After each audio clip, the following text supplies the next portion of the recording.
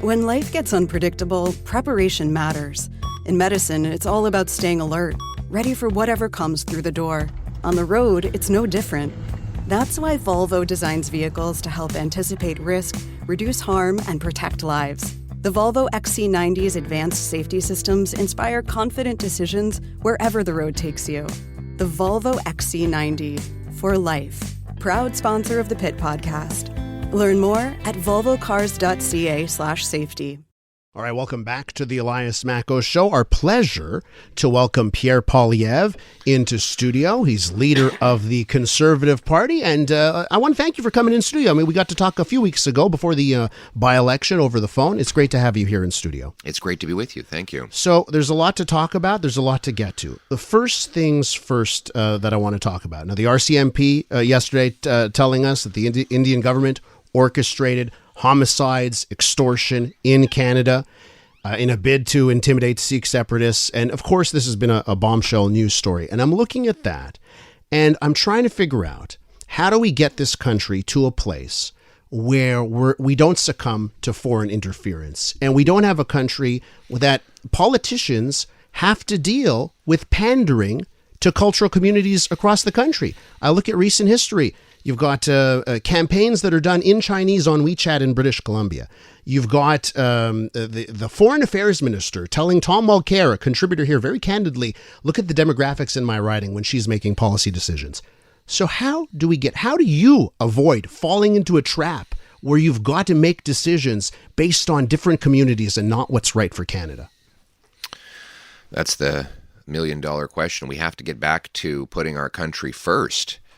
You know, it feels like after 9 years of Trudeau, everybody's divided into different groups, and those groups are fighting with each other. Those fights that used to be left at the door are spilling over onto our streets. And when my wife came here as a refugee to Montreal from Venezuela, she knew that she would not be bringing problems from Latin America to Canadian streets. If her neighbor was on the other side of some political divide from South America, she wasn't going to be enemies with that person.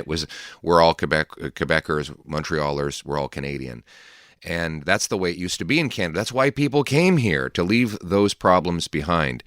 And now we see, whether it's this situation or with the terrorist attacks on Jewish synagogues and children's schools, that fights abroad are spilling onto our streets, and I think we can't put up with it. We have to put Canada first. We have to unite our people around our common values and our common sense, and I intend to be the Prime Minister who does that. Is that going to be tricky for you? I'm looking at the Sikh community in this country. Half of the population lives in 4 cities.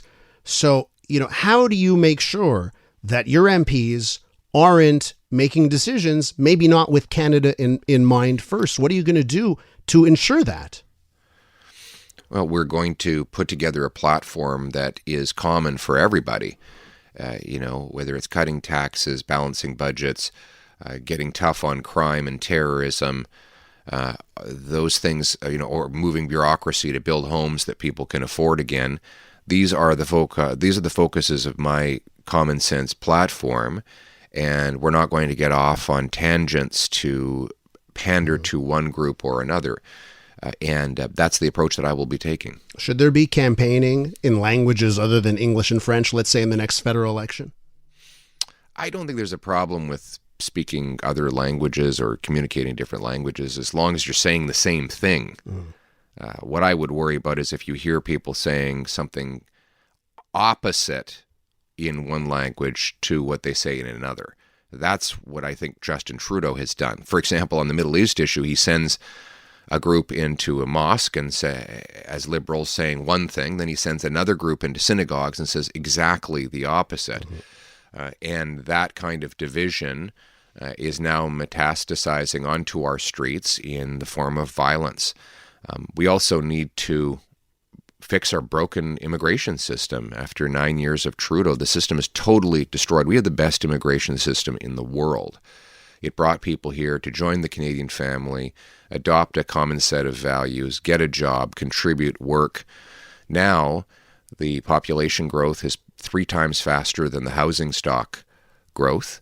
We're seeing false refugee claims that then take 7 or 8 years to resolve, during which time we pay a fortune.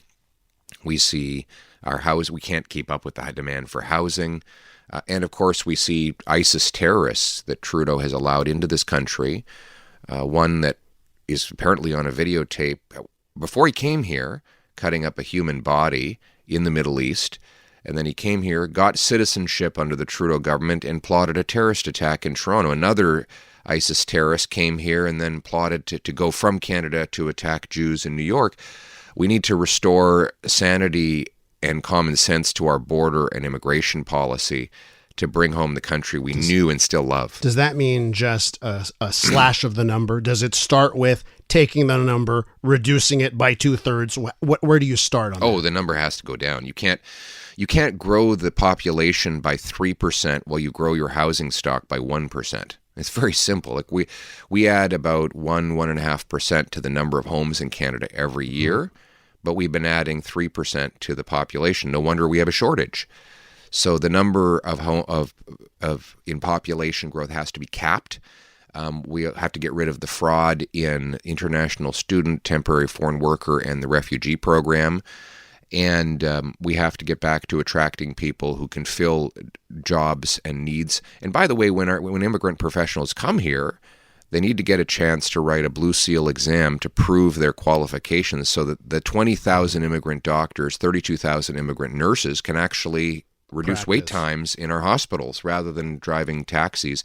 They say in Toronto, if you have a heart attack, don't call 911, call a taxi or an Uber because the driver is probably a doctor. Why not let him write a test and prove his qualifications so we can fix our healthcare system? I want to touch on something that you've touched on in one of your answers so far, but last week we saw the chance of death to Canada and the Canadian flag burned in BC. Sammy Doon, the group responsible for that, they've gone to social media and they've stood by it. And they're like, we at Sammy Doon, this is their quote, we at Sammy Doon stand by this phrase, the death to Canada phrase, as the call to action that it is. What are you going to do? Because I'm someone that believes, hey, let people say what they want. But what are you going to do to create a country where that kind of thing isn't happening? Chance of death to Canada. Well, first of all, they've admitted now that it was an incitement to violence. So they didn't. You have freedom of speech in Canada, but if you utter words that, in order to procure an assassin, even though you didn't pull a trigger yourself, you can be convicted of a crime. If you call for a violent act against an identifiable group of people, you can be charged with incitement to violence. That is incitement to violence against the entire country. On top of which, Section 83.05 of the Criminal Code says that you can't act as a front for another banned terrorist group. Well, the Sammy Doon is a front for the People's Front for the Liberation of Palestine, which has been banned in Canada for 20 years. There's no doubt Sammy Doon is a criminal terrorist organization as defined under the Criminal Code. They just need to be designated by the Minister of Public Safety. That's why last week I called for them to be banned criminally. That would allow the RCMP to arrest its leadership and charge them. It would also allow us to deport anyone who's a non-citizen or permanent resident, get them out of this country. This is a raunchy, nasty terrorist group that has been enabled by the policies and rhetoric of the Trudeau government. I will shut these groups down.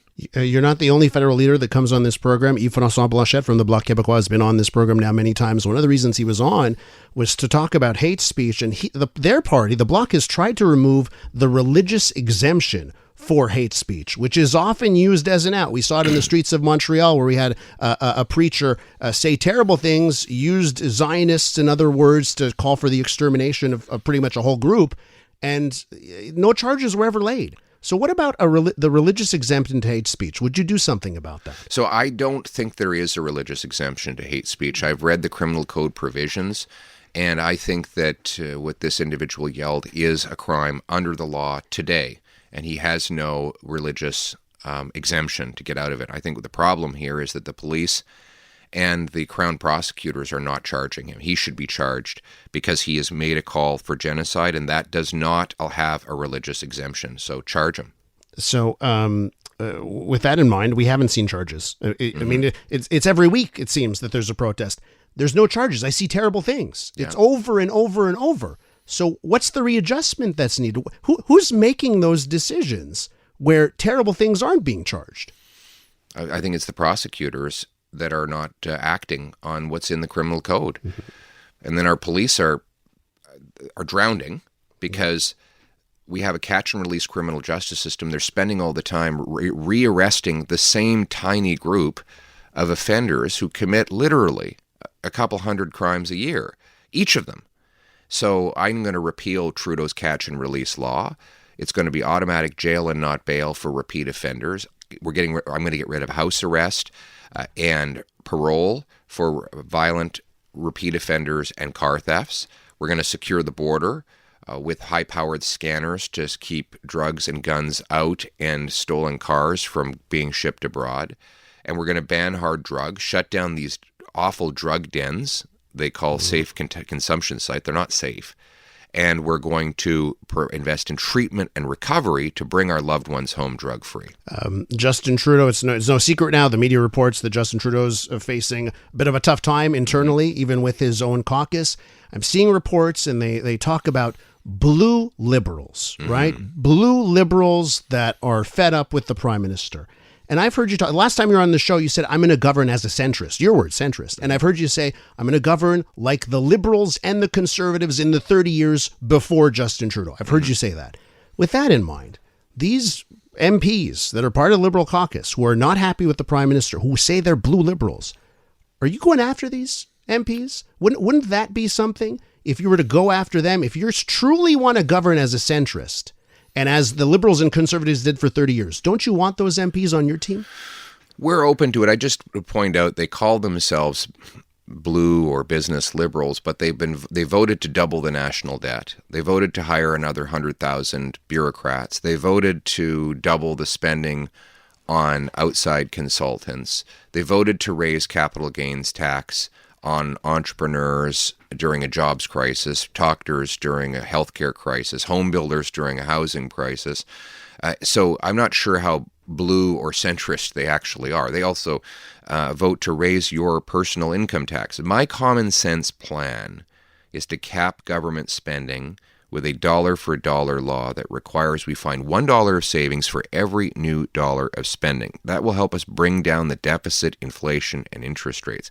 We're also going to pass a bring-it-home tax cut on work, savings, and investment to bring home powerful paychecks and production to our country. And we're going to incentivize the cities to speed up permits, free up land, and cut development taxes so we can build homes that you can afford.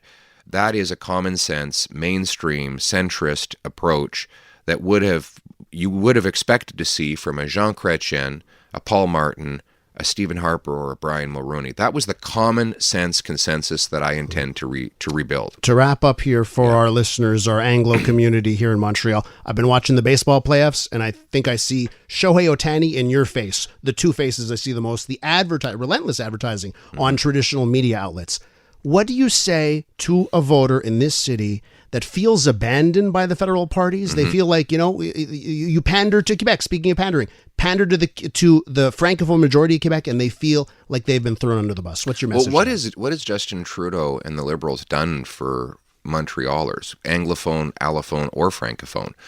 Since he took office, the rent in the city has tripled.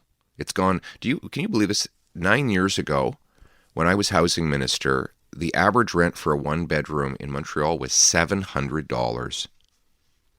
Let that sink in. I know it. And now it's over $2,000. Look at the crime on the streets of Montreal. Look at the terrorist attacks on our synagogues. That didn't happen before Trudeau.